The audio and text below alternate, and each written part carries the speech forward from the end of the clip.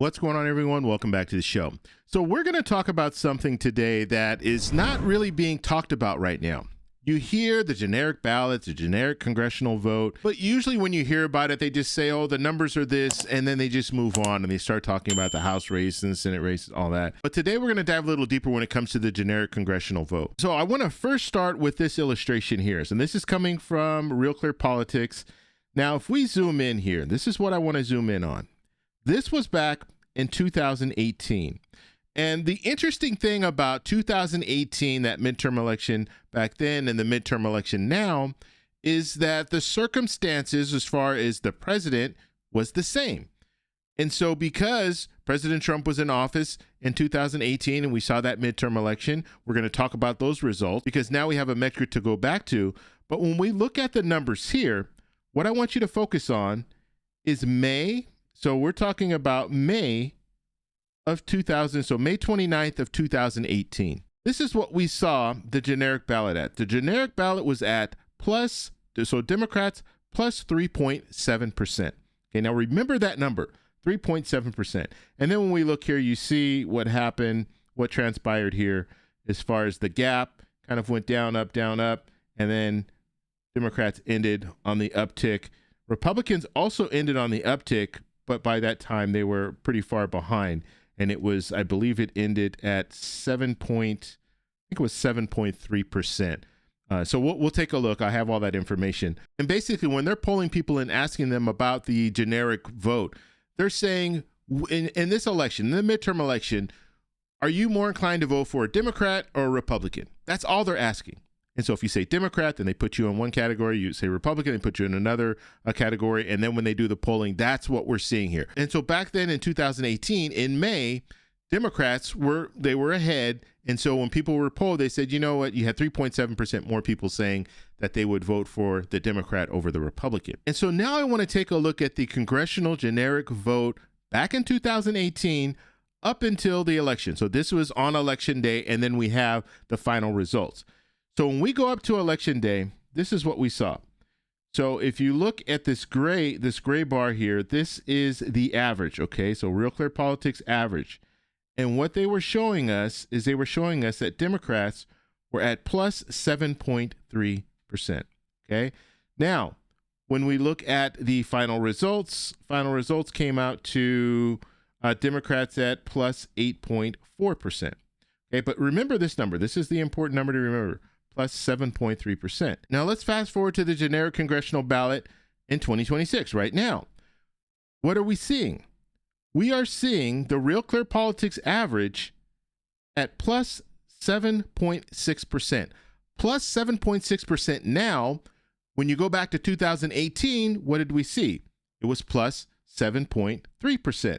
Okay, so right now, Democrats are higher on that generic congressional ballot than they were back in 2018. And so I know the next question is going to be, well, what happened in 2018? Did Democrats take back control of the House? How many votes did they take back control of the House? We're going to take a look at that in a second. But just looking at this is showing us that right now, Democrats are doing better than they were doing in May of 2018 when it comes to the generic ballot. Okay, now, obviously, we have different pollsters out here. So some of the pollsters are the same. Some of them are different. I can go over each different poll and say, okay, well, the Wall Street Journal did a poll here, and then they also did a poll in 2018, and what were the results? Maybe I'll do that in a future video. That would take a little bit more time. But what I'm showing you here is I'm showing you on average, Democrats are doing better than they were doing back in 2018. Okay, so what does this all mean? Let's go back and let's look at 2018. Let's look at the results. So Democrats gained 40 seats. They gained 40 seats back in 2018. And then there was a special election after they gained the 40 seats. So realistically, Democrats gained a total of 41 seats. But 40 seats on election day, that's what they gained. Now, you hear the talk about redistricting and all of this, and, you know, Republicans are going to be able to win because they're redistricting.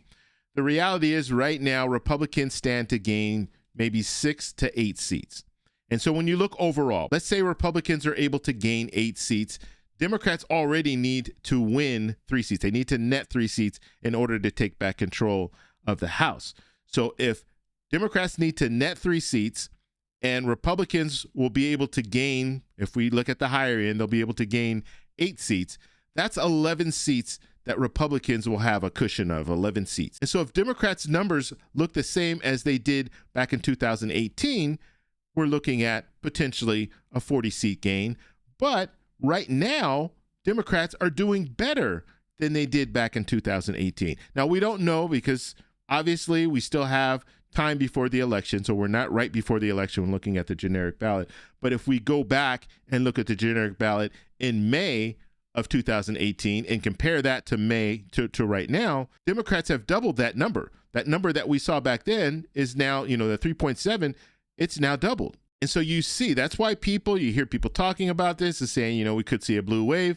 I consider that 40-seat gain back in 2018 a wave. That's a blue wave there. It's not a tsunami, but it is a blue wave. And back then, our economy was doing better than it's doing right now. I mean, this was before the pandemic and all that.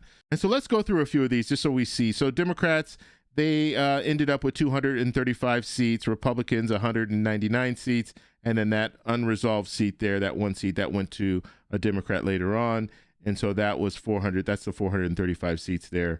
And then they're just explaining here what I was talking about. So on election day, it was 40 seats. They gained that one seat as a result of the special election. And the 42 here, we don't really hear that 42. Usually I've heard 40-seat gain, 41-seat gain, but I haven't really heard the 42-seat gain. But the main takeaway here is when it comes to the House, Democrats still have the advantage. Not only do they have the advantage, but we could be looking at a blue wave coming for Democrats, even though we're looking at the redistricting. And just remember, when you're hearing a lot of these different states talking about, okay, we're going to draw new lines, a lot of those states are in the South and it's like 1 seat or maybe 2 seats.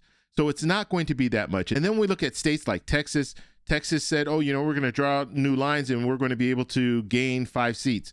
Well, realistically, they're not going to be able to gain 5 seats. They might be able to gain 3 seats if they're lucky, but out of those 5 seats, 2 of them, Democrats will probably still be able to win. It'll be a close race, but Democrats will probably still be able to come out on top. And so that's why we have the 6 to 8 seats. They don't just say 8 seats or more. And one more thing I want to show you here, just looking at the trend line.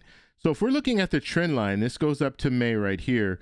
Look at what's going on with the Republicans. Republicans they're on a downward spiral here. Okay, so you see, if we look at this and we go back to the beginning here, this was March, April of 2025.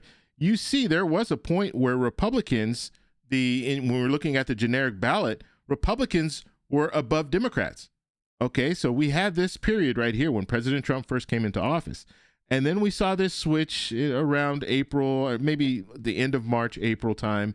And then once we saw that, then we started to see Democrats continue to have the lead there, and then you see it just widening here, and you see it go up and down. It was close right here. Actually, you had a close time period there in October, and that was during that, close to that government shutdown, and that might have been the reason why people were just disgusted in both parties, Democrats and Republicans. They can't do anything. They can't come together and keep us out of a shutdown. But then look, since then, you just see this widening. You continue to see this widening.